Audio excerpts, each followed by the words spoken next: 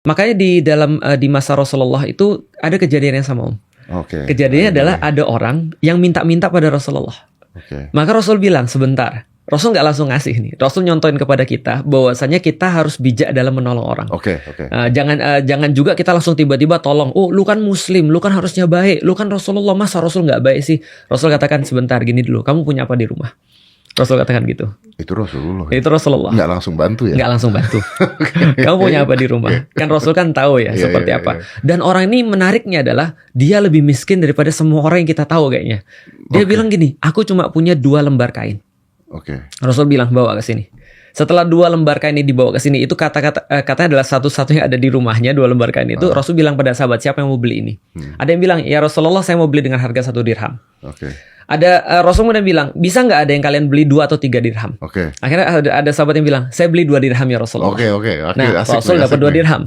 Rasul bilang, 1 dirham. Nah, ini Rasul ngajarin nih. Ini kan manage ya. 1 dirham, kamu beliin makanan buat keluargamu. Oke. 1 dirham kamu beliin kapaknya bawa ke sini. Oke. Lihat bahwasanya Rasul benar-benar memperkenalkan dia step by step bagaimana dia harus menyelesaikan kehidupan dia.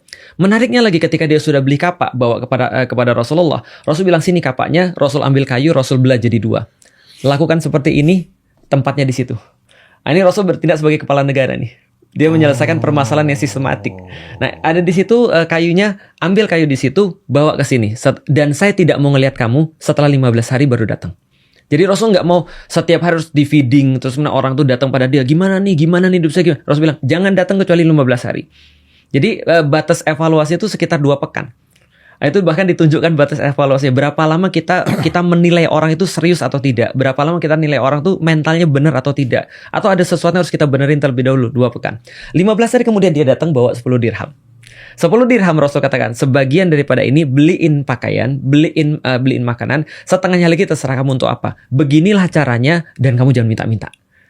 Itu kata Rasulullah. Beautiful. Kenapa? Karena Rasul benar-benar menyelesaikan permasalahan dari mentalnya. Bahwa kamu jangan minta-minta dulu, sementara kamu bisa melakukan sesuatu. Karena ketika kamu masih bisa melakukan sesuatu, lalu kemudian kamu minta-minta, orang lain akan berpikir sesuatu yang lain. Nah, jadi bisa nggak sih kamu buat sesuatu itu supaya orang lain tuh nggak ada fitnah? Dan nanti endingnya, orang-orang ketika mendekati Rasul, bukan lagi untuk belajar agamanya. Betul. Tapi transaksional.